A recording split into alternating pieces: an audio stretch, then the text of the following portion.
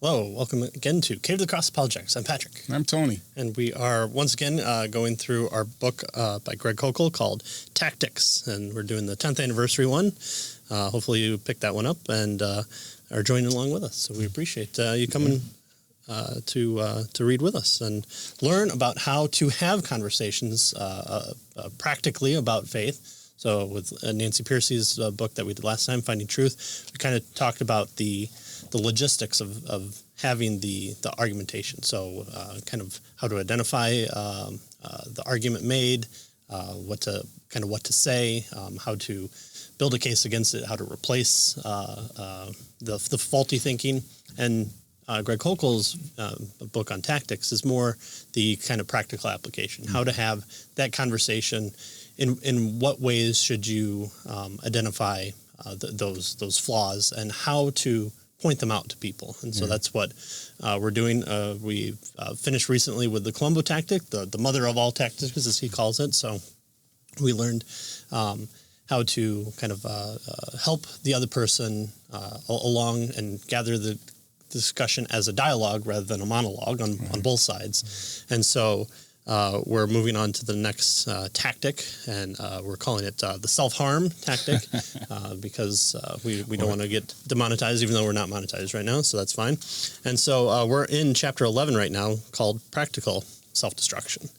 And here is you can kind of think of it as the internal critique. We saw this with Nancy Pearcey's principles, and that was one of them. And so this is kind of the fun one. It's taking what someone's saying, thinking through it logically. Does it contradict itself, as we looked at last time? You know, does A is the case and A is not the case? That's the contradiction. So there's no such thing as evil. Right. Eating babies is evil.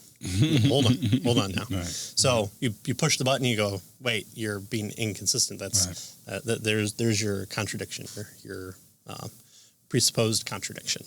And so there's going to be three more kind of versions of this. And this one's kind of more the straightforward one in Chapter 11, and then 12 covers a couple more that requires a little bit more thinking through. Right. And so Greg starts out his chapter here, says, there are some views that are not internally contradictory, as we covered last time. They can be self-defeating in other ways. So he terms these practical self-destruction, infanticide, and sibling rivalry. And the next two are going to be covered in the next chapter. So what is practical self-destruction? Well, some points of view fail the pragmatic test. They simply cannot work in real-life situations. There's the attempting to apply them to what is actually in the world causes it to kind of fall apart.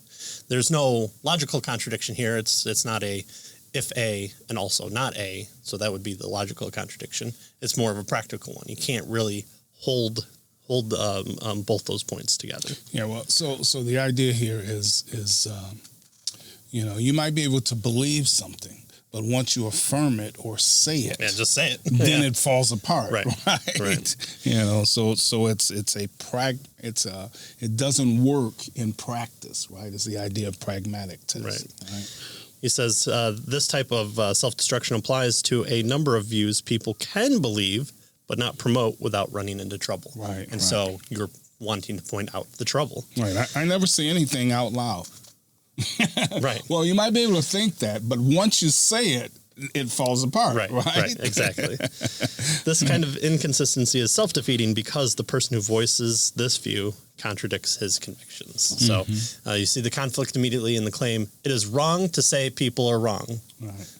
Okay, right. But once you say it, once you actualize that statement, you're saying people are wrong. And so he has an example here of he's on a radio broadcast and someone calls and says, you shouldn't be correcting Christian teachers publicly on the radio. So then he says, why are you calling to correct me publicly on the radio show? Right. So it's not a logical contradiction. He's not holding two contradictory viewpoints here of an A, not A.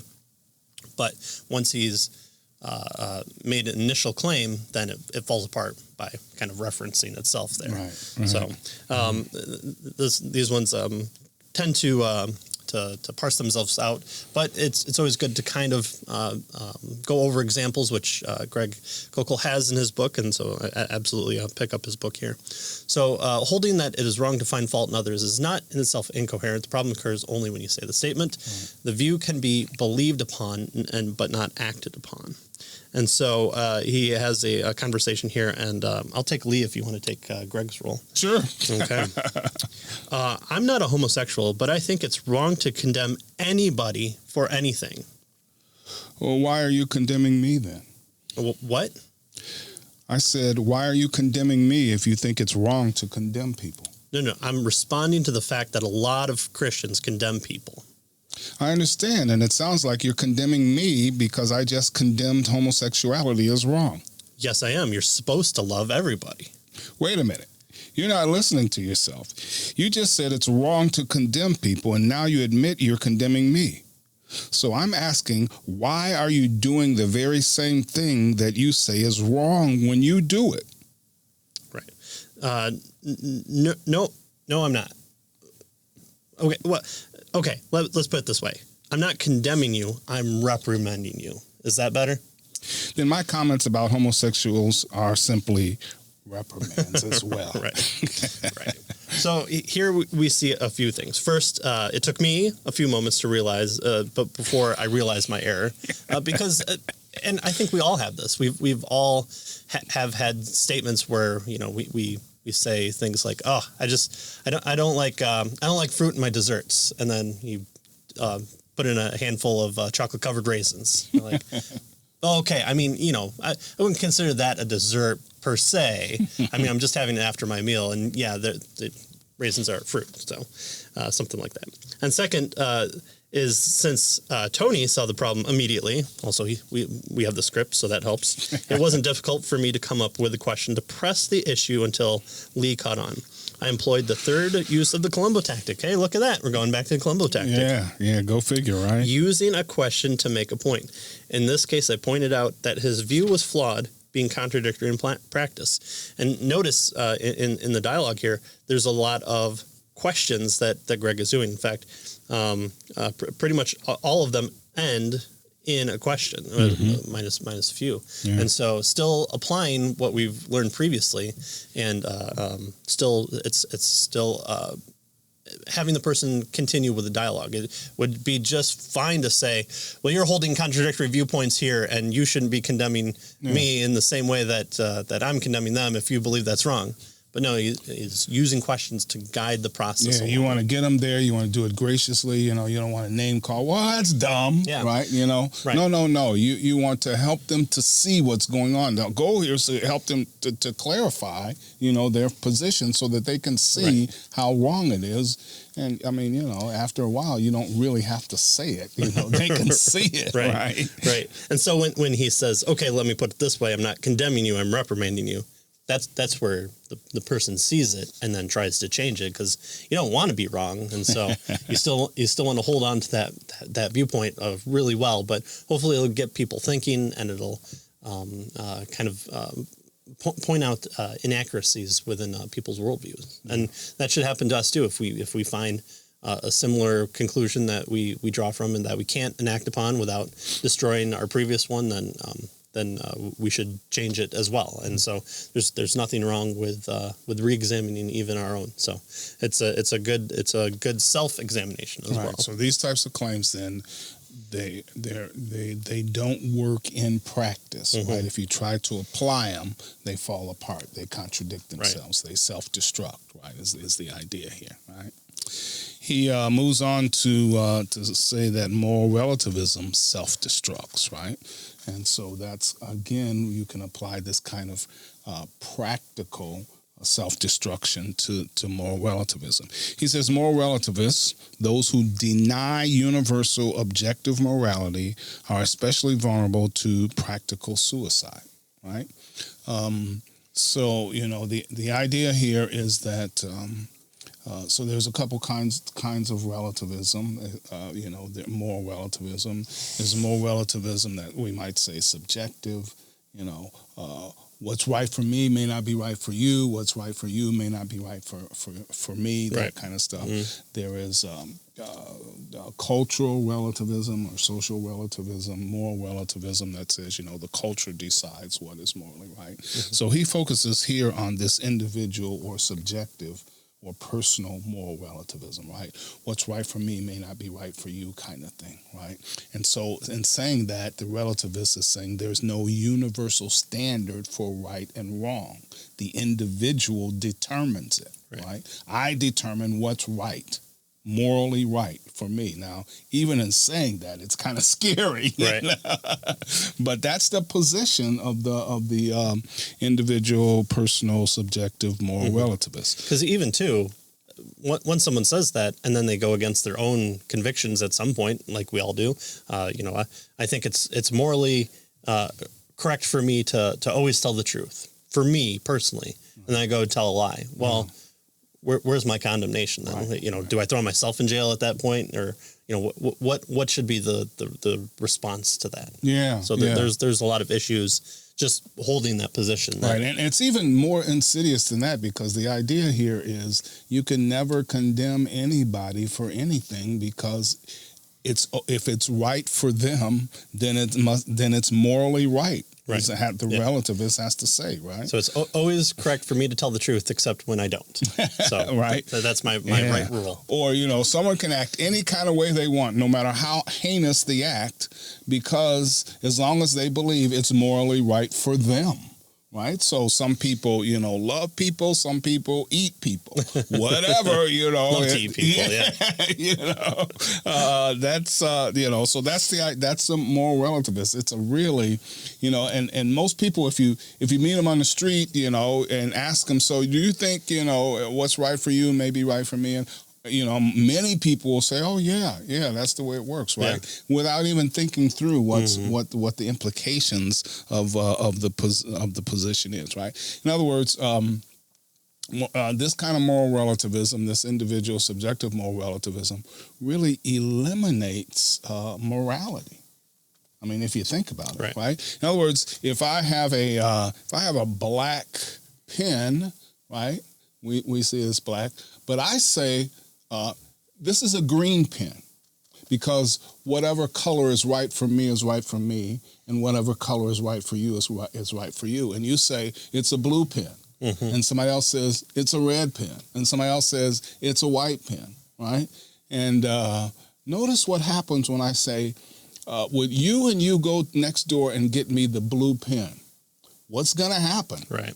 Well, they're not going to be able to know what pen to get, right? In other words, the idea of color becomes meaningless if anybody can think of anything, in terms of their particular view of color. Right. And so morality works the same way. It becomes meaningless if each individual determines what morality is, right? People are in their own moral universe, right? Yeah. And this is especially true once we get into the scientific method and our kind of understanding on how to do science with kind of the peer review stuff. I need this grant money, so I need it more than actually telling the truth. Here's the desired outcome that I need for this. Smoking is okay because Philip Morris is funding me, and so I need the grant money more than I need the accolades of if I'm caught to go against what I've found in my study. Right, so I shouldn't tell the truth because here's a point in time where I can be claimed to be hold science in high regard, but clearly I'm doing the opposite of what I'm saying. Yeah, and that's fine. That should be fine. Or here, can you check my work? There's a star over here that I want you to look at. Is it a red quasar? No, I don't see red. I don't see a star. Those are hole punches in the sky. That's what I believe, and that's fine for me. Or I don't like you, and so I'm going to lie about everything. This is the worst paper ever that I've received from anybody. I'm going to post it online and talk about how bad it is. Yeah. Once you've eliminated that initial argument, then everything else that follows eats itself up. Right. So it self-destructs. Right. So if you try to, apply the same kind of reasoning to reality, right? What's real for me may not be real for you, kind of thing. You can get into trouble pretty quick, right? Well, gravity isn't really real to me. Right? I mean, it might be real to you, but it's not real to me. Yeah. So, relativity with regard to reality breaks down pretty quickly. Mm-hmm. And he's making the same point here with regard to morality. Right. The same point stands. Relativity with regard to morality has some real serious problems, and it breaks down pretty quickly. And so he says, more relativists then are those who deny universal objective morality. They deny that there is an objective standard that's independent of what the individual believes or thinks or the individual's opinion. Because if morality is just what I believe, then really it's just my opinion. And okay, everybody has opinions, right? If there's no objective standard, right, that's independent of anybody, then we're just talking about people's feelings, their opinions, and that sort of thing. And now, might makes right. Whoever holds the most power, who has the most guns, they're the ones that drive, morality. But even to say that, you can't do that is an objective standard that you're trying to impose on somebody. Right. Oh, you can't do that to me. Well, yes, I can because I say I can. Right. Okay. Right. Yeah. And so that's his illustration here. He says, this kind of position is especially vulnerable to this practical self-destruction. When a relativist says you shouldn't force your morality on other people, he says, I always ask, why not? Right? Yeah. If they're moral relativists, then why shouldn't I try to force? If I believe that's what's right for me, right, then why are you condemning me for it, right? So why not? Why not? Notice he asked us, what can he say now? Right? What can the moral relativist say now? He certainly can't respond, that's wrong. Right? Well, maybe for you, right? Yeah. Right? So, and if he does, then you say, well, if you think it's wrong, then why are you doing it yourself? Right? It's wrong. Well, if it's wrong, why are you doing it? Right. So why are you pushing your morality on me right now by saying that something is wrong, right? So you're doing the same thing that you're condemning, and this is this idea of practical self-destruction with regard to these types of positions. Yeah. Right? We did cover this too in How to Be an Atheist by Mitch Stokes and also Nancy Pearcey.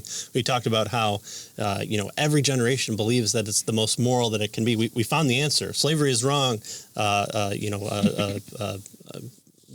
Testing against people who are unaware of it is morally wrong. Well, okay. Well, what happens if 100 years from now we find out that the only way to save the human race from destruction is to test on people illegally and hold them against their will? Is that right? Is that wrong? Yeah. Well, okay. Then we're going to carve out a situation for that particularly. If this is the case, then this is the case. Well, okay. I thought we had figured this all out. Right. If the morality of the society changes, then what happens further down the line, and can we ever say that this is moral if we have a subjective standards within humanity itself that causes us to then in 100 years, 150 years, or in the scope of a Supreme Court decision, change the meaning of words and definitions and the understandings of right and wrong, or what was illegal is now illegal, or what was illegal is now legal. What do we do with that type of information? It's almost like society is then pushing for moral relativism, but at the same time, you can't be a moral relativist and still push for a moral position. Right, yeah. Right? Otherwise, because it's self-defeating. The Bahnsen-Stein debate, Greg Bahnsen asked of course, the biggest question that philosophers ask each other, what about the Nazis? Yeah, almost any time that you start talking about ethics and morality, Nazi Germany kind of intrudes itself into the discussion. The communists killed a lot more people, so we should say, well, what about Stalin? Yeah. So he says, what about Stalin? And Stein comes back with kind of this social understanding that, well, in the greater European culture, this was wrong. Well, okay, why not apply that to the entire universe then? Yeah, Well, you can't, because the moral claims reside in people in Stein's, in kind of the atheist point of view, inside the moral relativist. And so having objective outside of humanity would have a greater pull. In fact, having the person who created everything would be able to dictate the rules as both owner and hopefully being all good.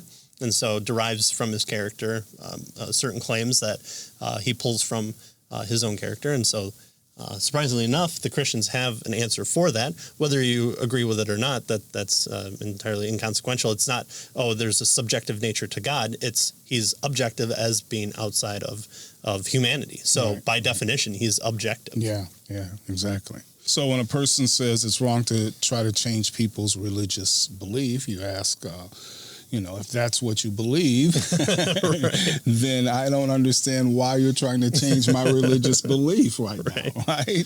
Why do you interfere when I'm trying to obey, Jesus' command, for instance, to preach the gospel, right? So this type of practical self-destruction, he says, when you see it happening, use a question to point it out. Right? If someone says this with regard to imposing, their values on others, right? You should never impose your values on others. Ask if those are his values, right? They are, of course, because he's just, Next, ask, why is he seeking to impose them on others? Right? And so notice you're using these questions to help people to get to understand, to clarify what's going on and to get them to see their particular position and how bad it is. Right? Again, you're not ugly with people. That's dumb. You're contradicting yourself. Right? No. You're helping them to see it in a graceful, gracious way and that sort of thing.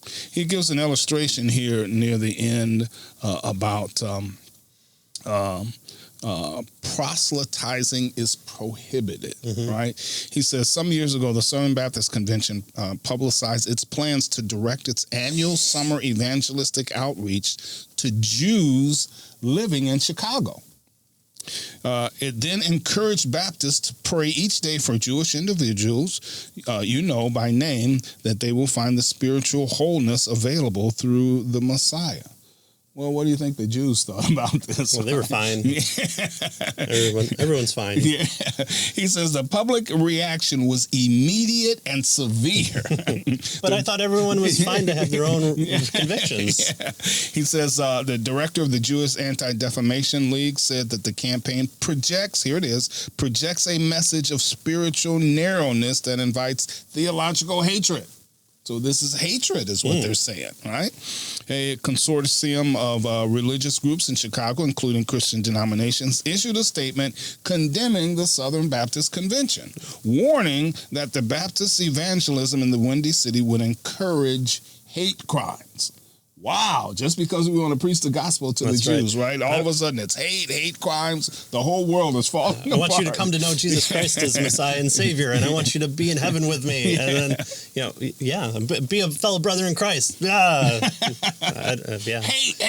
right? So he says the grievances were aired on a national TV talk show where two enraged rabbis, one from New York and one from Chicago, confronted two remarkably calm Baptists, right? The substance of their complaint was this. Now, notice the substance of their complaint. Proselytizing should be reserved for people with no spiritual convictions, right? So go talk to those folks that don't have spiritual convictions. Right. Jews already have a religion. It's the height of arrogance to suggest that they need a new one. Therefore, Christians should make their appeals elsewhere. Right? So that's the substance of it. Essentially, the rabbis were saying, keep your spiritual opinions to yourself. Stop trying to change other people's religious views, right? Now, notice what has happened by saying that, right? Basically, they're saying you shouldn't impose your religious views on us. Those are our religious views. But wait, what if my religious view is the Great Commission, right? To preach the gospel to everyone, right? What if that is now you're what? imposing your religious view on me. Right. Right. Yeah. Shouldn't they get upset if we don't preach to them? Oh, you're condemning us, or you don't even care about us so much so that you won't even talk to us. Yeah. Well, hold on. You're darned if you do, you're darned if you don't, type deal. Yeah, so or you're not following your religion because it says you're supposed to preach the gospel to everyone. Right, exactly. Right? So the rabbis here, he says, were incensed that Christians were trying to change the religious conviction of Jews, yet their antidote was for the Christian to abandon their religious convictions about evangelism and adopt the rabbis' views. Evangelize only those who have no religion. Right, so they're telling them basically to abandon their own religious views, right? And this is where kind of presuppositionalism comes into play here, because we kind of want to point out the fact that no one holds neutral ground, and by saying put down the Bible and reason from me up from nothing, what the other side is saying is essentially abandon your religious position, abandon what you claim to be is the case, and do so. Now, obviously there are benefits to knowing the Kalam argument and the argument from morality and such, but if it's not grounded in Scripture, which is where you're essentially coming from, and you're not being honest about that, then you're essentially doing what the rabbis here were wanting to do: abandon what your religious convictions are, so that you can do your religious conviction, kind of deal. Yeah. And so, I'm not saying don't learn classical theism or any of those arguments. Those are good, but we always frame it within the scope of an understanding of a biblical Christian God. So, if classical theism wants to talk about, a type of malignant deity that goes out and winds up the watch and then throws it in the ocean and spits on it, we might have an issue with that. But how do you do so without an understanding of God's character as He's revealed Himself? And if God has revealed Himself, shouldn't we also then take what we've come to believe as God's word and be an instrument of that, because that's what our religious conviction is? We shouldn't want to do the opposite of that, because then we would essentially be lying just for the sake of appeasing the other side. Right. So holding this no neutral ground position is exactly the opposite of what we should be doing. Yeah, good. And so the idea, he says, oddly, the Baptists were branded intolerant merely for planning to engage others in voluntary, thoughtful conversation about religion. Yeah. Yet the rabbis who viciously condemned them on national television were considered tolerant and open-minded. Does that sound like anything today? Yeah. In 2020? Yeah, really. So, the claim it's always wrong to try to change other people's religious belief is used an example of this kind of practical self-destruction, right? The idea itself is not incoherent. However, a person risks contradiction simply by trying to promote this particular conviction, right? Once you get it out, now it contradicts itself, right? That sort of thing. And he does draw the point, too, here of Romans 2 and Paul saying that people who aren't Jews or the spiritual in sense, they have no excuse, because every one of you who passes judgment, for in that which you judge another, you condemn yourselves. For you who judge practice the same thing. So they've established a rule and then they go against it. Right. So and I think specifically here he's talking about the Jews who think that they're okay, right, are attempting to judge the Gentiles, and he's saying, well, you do the same thing. Right, exactly. Right? That's I think that's what he's getting at here. Right? So here, this particular chapter then is kind of interesting. It's another way that we can help people to understand where they've gone wrong. So what have we learned here? He says this view can be called practical self-destruction. So the other view was formal self-destruction, or right. So it's a straightforward contradiction, right? A and not A are true at the same time in the same sense, right? Here, this one is more practical with regard to the contradiction, right? The view can be believed, he says, but not acted upon or promoted. Once you act upon the view or promote the view or say the view, then it destroys itself, right? Anyone advancing the opinion cannot avoid violating his convictions. It's wrong to say people are wrong, well, whoops. Right. Right. And so this, and he calls this practical self-destruction, right? Moral relativists, he says, are especially vulnerable to this problem, as are those who believe it's wrong to try to change another person's religious views. Right. Yeah, and so that's why a lot of examples are kind of morally based. First of all, I think it's the easiest one for us to do because, if you're talking about science claims, then you kind of maybe have to know a little bit more about what the science says, what are the competing claims to that. But I think most people argue in the sense of moral claims about things like religion. They kind of view it as a separate thing, and obviously the Christian shouldn't. Science and faith go hand in hand, and there's a conversation to be had within the scope of which one may or may not supersede the other. But when you're talking to just people in general, I think they're going to use moral claims against you, and so this is just a good way of continuing that dialogue and continuing to ask the questions to get people to understanding. And if they say, okay, so you believe in an objective truth, how did you know? How do you come to know that? Yes, that's what Perfect. we want. Thank you. Yep. Right. Yep. Yeah. So, or would you like to know how I came to know that? Yeah. So you could use the Columbo to get to the Columbo, and then use the Columbo from there. So it all works. It all works together. Yeah, great. So that's the end of this chapter, right? Then the next chapter, what he's going to be doing now is introducing two more variances here for this self-destruction kind of idea that he wants us to understand. Yeah. Right? So thanks for joining us, and we'll see you next time. See you next time.